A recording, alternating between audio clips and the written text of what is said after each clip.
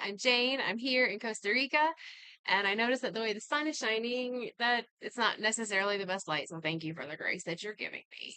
I do want to talk about something pretty interesting today. So this is the spiritual dimension of wellness, which I find probably the most important dimension because it not only helps us on our own path, but because we're all connected, whenever we do healing work, especially I'll say energetic slash emotional slash spiritual work, we heal our ancestors in both directions. Some say that if you do healing work, that you heal the seven generations before you and the seven generations after you. I don't know if that's true or not. Sounds good. So we can go with that for this conversation. So, what I've noticed is, first of all, side note, I'm so happy that the sun is out. I did laundry yesterday and I don't have a dryer, so you hang it up to dry. And the sun was not out yesterday. And I was like, damn it. So I dried the clothes as best I could. The rain started, so I brought them inside. So now the sun is super out. So I am drying, completing drying um, my clothes. And I'm so excited because the sun literally sanitizes things, y'all. It's amazing. So, anyway, I wanted to talk about how healing ourselves heals our generations and our lineage. And I find it's just really nice to do. Like it would be really great, right? Like if your parents, whoever you are watching this, if your parents did the healing work, right? If they were committed to their path, their recovery, their health, their wellness, their joy, like all of those things, you wouldn't have half the shit you have to deal with. That's just what we do as humans. Every parent passes down to their children traumas or wounds or emotional baggage that they didn't want to feel because that's how we heal anything. We heal when we feel. So if I'm choosing to not feel, say, grief because I'm too busy or whatever, then that's an energy that if I were to have children, I would be passing that down to them like, here you go. Here's my shit. I didn't want to deal with it, but here you go. And if you've ever seen the show Hoarders, imagine that, right? Imagine that over the generations, your parents, their parents, their parents' parents, all were living in the one house. And every generation, they were hoarding more stuff. And here it is, your timeline where you get to live in that house. And you have the choice. You can either be like, yep, this is what I've been dealt. This is the shit that I get. Woe is me. Let me add to the crap in the house, right? That crap in the house could be coming through addictions, through unhealthy patterns, through self-harm, through harming others, through completely bypassing our feelings and our emotions and our own lived experience to just be like, no, everything's fine, and we just shut the door behind us when we leave and present this face when we walk out, like, see, everything is fine. But our entire house, and you may not have even contributed to most of that shit in there, but if your parents and their parents' parents and their parents' parents didn't deal with anything, it's on you. And I say it's on you because it's in your DNA. It's just in your DNA. So it's not like you're bad or you've done anything wrong. But my opinion is that you chose the family that you have. I chose the family that I have because we were built to literally clean out that house in a way that they couldn't do it. And maybe we're here to start cleaning out that house. And if your parents and their parents' parents and other generations are alive in your timeline, maybe they'll see what you're doing and be inspired to help. And when that happens, when a whole family starts to actually do healing work and not bypass it or ignore it or distract themselves or drug themselves through it, then the healing happens so much faster because it's like you got a team. If you have a house full of hoarded materials, it makes it so much easier if you have, three humans helping you. It just makes it easier. But if you're the only one and you're doing it alone, and meanwhile back at the ranch, you still have to, get your own shit together, and you still have to go to the grocery store, and you still have to go to work, and you still have to do these things, then it tends to take a little bit longer. Just calling it out. It's just the way it works. That's why doing the spiritual dimension of wellness, like putting that like as a key component to whatever your health and recovery program, life is, I feel it's imperative because that's the work. It's getting rid of all the shit because otherwise you're going to pass it down. And if you're like me and you're like, well, I don't have kids, don't worry. There's still a generation of humans that are going to come after you, whether you birth them or not. Whatever it is that we're doing it for the future generations, whether we birth them or not. We're doing it for the earth and for the future. That's it. Like that's really it. So that we can live in more joy over and over again, so that we have generations that live in joy and creative energy and play and community, right? And healthy goodness and wellness. We have generations upon generations of that, as opposed to the generations and generations upon generations of trauma and wars and lack and pain and suffering. We are the ones that are here to clean out the house. If you're alive and you're watching this, you can too. But I know for me, so many humans in my family, in both sides, whether I'm looking at aunts, uncles, cousins, brothers, um, the weird bug, I don't even know what that is, parents, whatever. So just the life here, you never know what you're gonna get. Um, But there's a lot of humans in my family that don't do the work. They're too busy, or they have bypassed it all and just been like, I'm done. I give up. It's fine. I'm fine. Everything, I'm fine. I'm fine. I don't need to deal with anything. I'm fine. Or they're just completely oblivious and they don't, they're just like the surface level humans, and they don't go deep into themselves to even acknowledge that they've had lived experiences and they didn't probably fucking feel the shit. And so they're just gonna ignore that it's even there. And I see family members and I see this in friends, and I just see this everywhere. Not everywhere. I see this in a lot of places. And we can tell by looking at a human.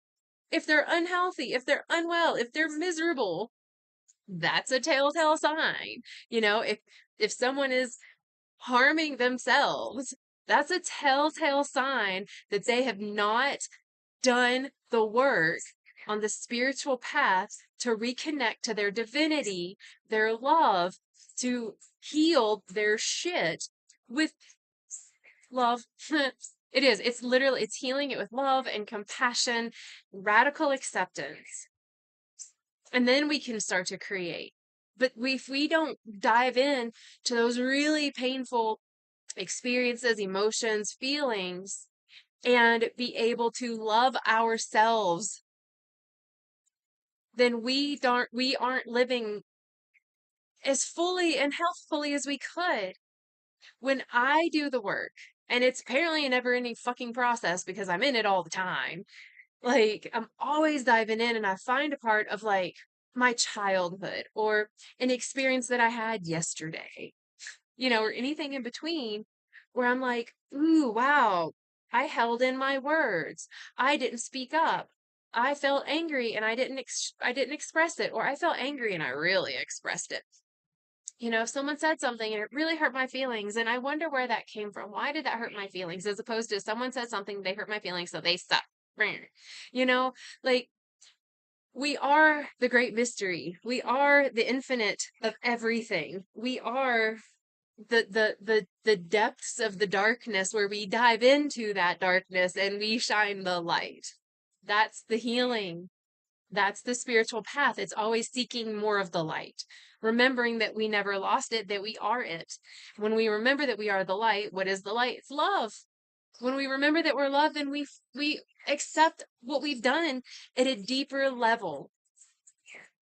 We start to heal, because what we do is we end up feeling a deeper sense of understanding, compassion, acceptance, forgiveness for maybe our parents that put us in that situation, or our parents that didn't provide for us, or our parents that over provided for us and we're helicopter parents. Whatever your story is. Maybe your parents completely neglected you. Maybe your parents transitioned early on and you didn't have any. All that shit's traumatic. Maybe your parents seemed healthy and stuff enough, but maybe they died earlier, maybe they got divorced. Either way, everything that we do or every experience that we have can be registered as a trauma if in the moment that the experience occurs, we don't honor it, acknowledge it, feel it, and love to shift and alchemize it into a higher frequency. Let me drink my smoothie.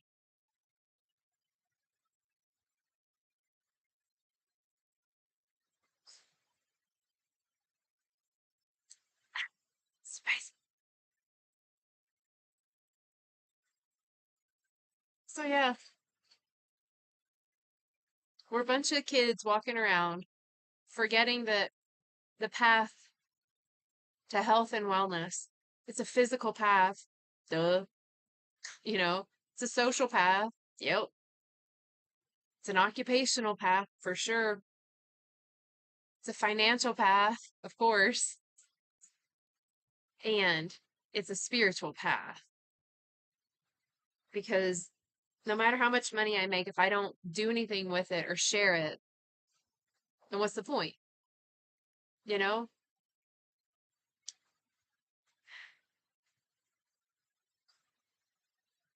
It's putting all of the work into practice, into self-discovery. And I want to thank, for real, every human out there that's doing the work, that's recognizing, like, oh, yeah, that was a pattern that I've been in for my whole life. And that's not a healthy pattern, actually. I want to change that.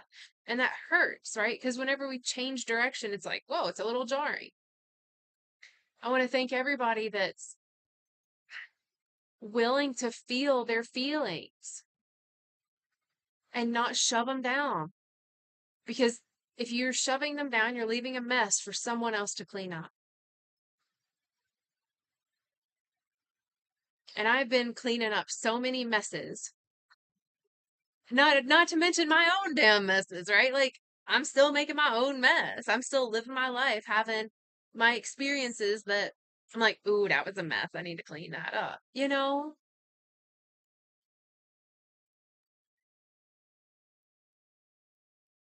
They say that when we are in the womb, that we take on the energy, so the emotions that are caused by experiences and thoughts of our mother. So if you had a mother that, say, got pregnant and was like freaking out the whole time, like, oh my God, how am I going to afford this? How am I going to do this? Oh my God, where's my partner? Who's my partner? I don't know, like, just like freaking out, like, how am I going to do this? Or maybe your mother while you were in the womb was like afraid of birthing you. Maybe she was afraid of being a bad mom. Maybe she was like, oh my God, my mom totally scarred me and messed me up. What if I do that? Oh God, right? So every single time the mother, while you were in her belly, was in that like, ah, mode because she wasn't healing it, right? She was just like freak out, and then maybe she was suppressing it. Maybe she was smoking cigarettes while she was pregnant. Maybe she was like running a lot. Who knows? Um, but you got all that. You inherited all of that. So then the baby comes out feeling like, how am I going to do this? How am I going to live? Is anyone going to love me? How am I going to take care of myself? And you don't know why you would ever think those thoughts. Well, it's because your mother was thinking them and you were literally surrounded by that energy like a blanket the whole time you were being born. And you were ingesting that energy. If you were in the womb and your mother and father were fighting all the time, about whatever, you might come out and you might have a lot of anger and you don't know why. You may feel like, you might make a great lawyer. But you might be really argumentative and just, I need to prove myself right because maybe that's what was happening when you were in the womb. So none of this is even in relationship to like what happened after you became an air breather, right? After you were born. So all of that stuff that you experienced while you were in the womb, you get to clear it. You get to heal it. You get to heal it with a lot of love, a lot of compassion for your mother, right? That was holding you in her belly, that she was doing the best she could. She didn't, if she were in that headspace, that means that she got some traumas when she was a kid, and her mother got the traumas when she was a kid. So like it was just continually passed down. So having so much compassion, say for this mother in this example, that's the spiritual path. That's the healing work. Then you start to heal that part of you. You start clearing out the stuff in the house that's been hoarded and stuffed full of shit. And then you're not carrying it anymore. So say then like you have a baby, you get pregnant. You won't have all you might have like some echoes of those thoughts of like, oh my God, how am I gonna do it? And then you're gonna be like, whatever, like I got this, I'm gonna do the best I can. It's all taken care of. Like it's fine. You know? So that's how the healing works. And then so you have that kid. The kid, there's no memory of what your mother was feeling when you were in the womb. Like it cleared if you do the work. Now, this isn't just for women and it's not just for if you're having a baby. This is just how humaning works because we're all connected. We have a common thread that literally runs between every single human being. It's called universal light when you look at physics, metaphysics, esoterics. When you look at quantum physics, that's my jam, y'all know. It's universal light. That's what I call love. But when you look at the quantum, it is universal light. It literally just connects everything. So that means that it's like air. If everything breathed air, it's like, well, that makes us similar in that way. And the universal light, without it, we would not exist. So it's not like, well, some people breathe air and some people don't, or whatever. It's like, no, it's the thing that creates life that we are. Got an interesting little bite on my ankle that feels very strange. Got some bites last night. Anyway, so when we're doing the spiritual work, like spirituality is about having fun and connecting and being in play and creation and being in love. And sometimes those are really challenging if we're still carrying a bunch of stuff, you know? It's hard to get the house full and bright and clean if you have 3 generations of hoarded materials in your home. You don't know how bright and light and clean and pure it can feel. It's too condensed and compacted with the stuff, the stories, the distortions in the energy, the unhealed stuff, the parts that your parents and their parents and their parents' parents didn't have time, space, or grace to do the work or to have true love and compassion and acceptance. And a lot of people will feel it when they're near their death. They're like, I forgive it all. I accept it all. It just is fine. Yeah, so that's great. But they didn't feel the shit. So they don't have it in like they don't have it. It doesn't work like that. It doesn't like it's like if you have, like 3 generations of stuff stored in your house and you're right about to leave and you're like, it's fine. I'm just gonna leave it. I just it's fine. And I'm not gonna turn back and someone else will clean it up. I am okay with it. Someone else has to clean it up. And I love that there's a hawk literally circling me like at eye level, like 20 feet away. So cool. Um, but yeah, it would just make life so much friggin' easier. So if you're doing this work, like hats off, like, cause I'm doing it and it's a lot. It's a lot. It's like, damn it. Like, will someone help me clean out this house? And then you realize that no one really can because it's your generation stuff. Like no one can feel it for you, you know? Like for me, and maybe I'll talk about this on the next expansions, like certain plant medicines help me. It helps me clean out the house. It's kind of like coffee. Say you got a lot of stuff to do and you want to drink a cup of coffee, so it'll help you get it done faster. So there are some plant medicines that I take that help me clean out the stuff.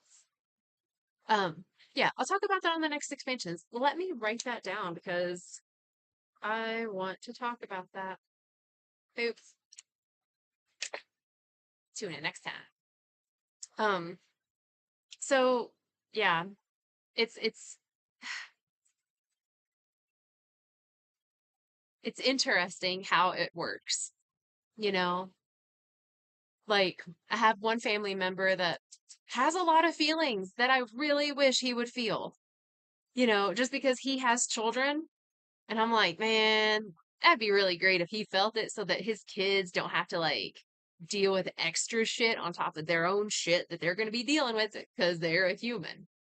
But instead, his kids are having like some health issues, mental, physical, and emotional, um, addictions, and instead of him feeling the feelings, um, because when he was younger, like many of us, he turned to drugs because drugs were a way for him to cope and be able to go to work and provide and do all these things.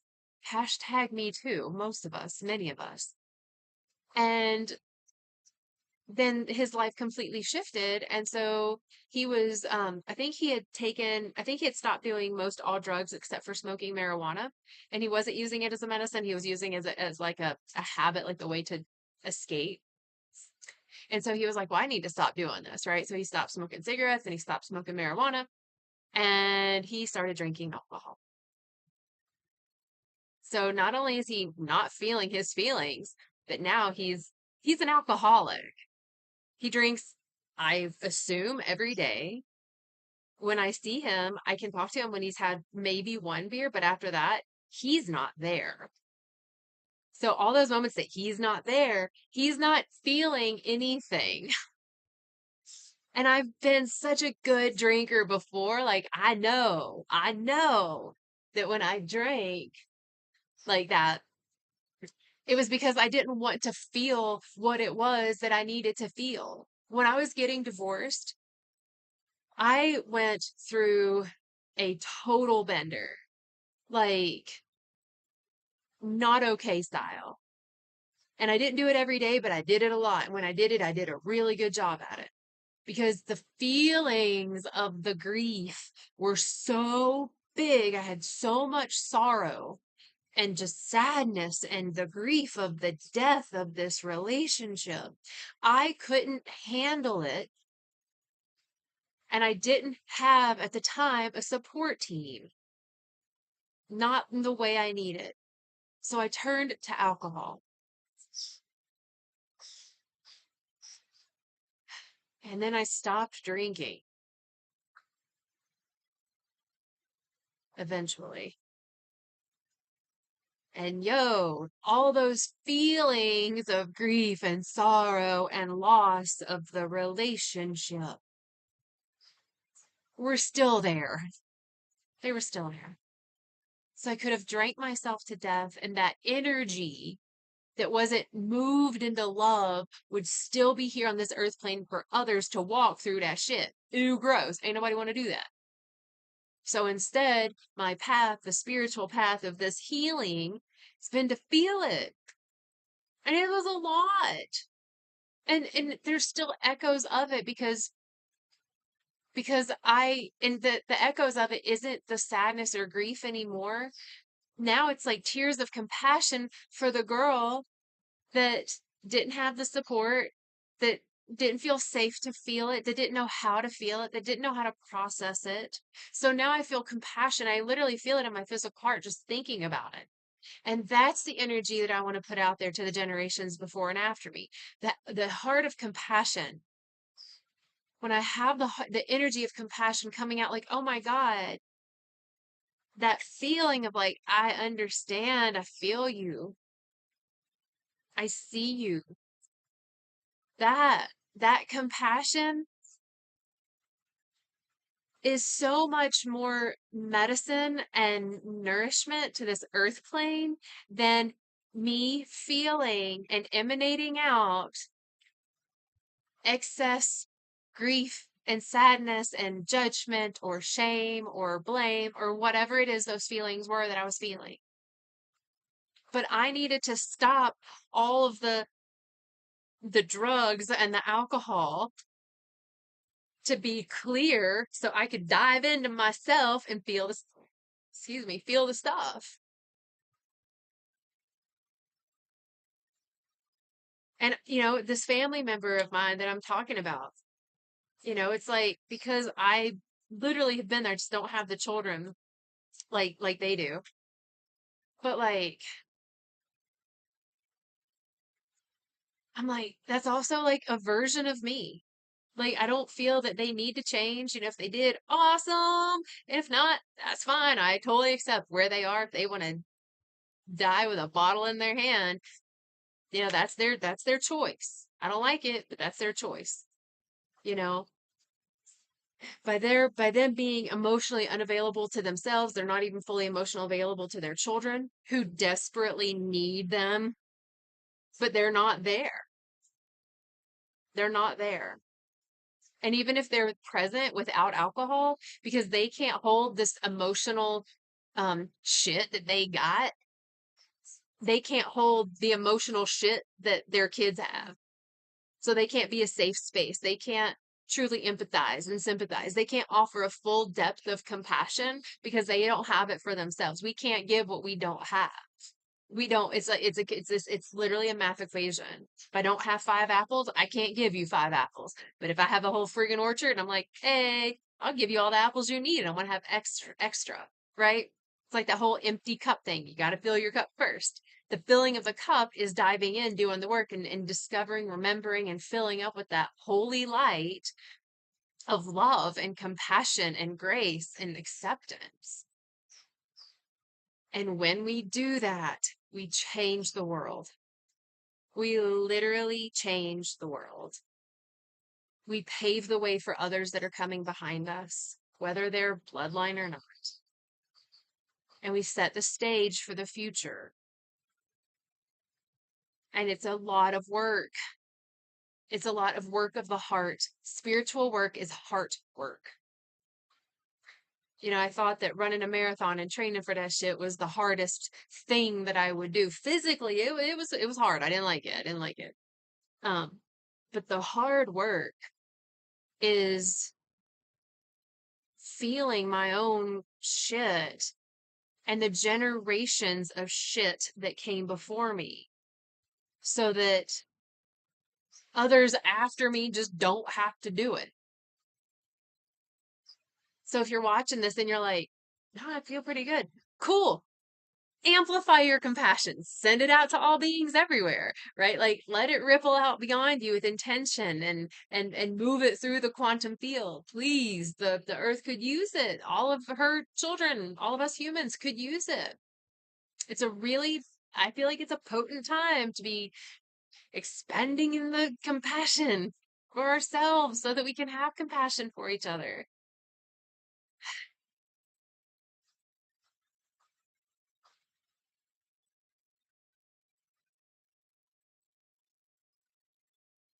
In the next expansions about plant medicine, I'm going to talk about what's in that smoothie. It's all going to tie together. I'm so excited. So,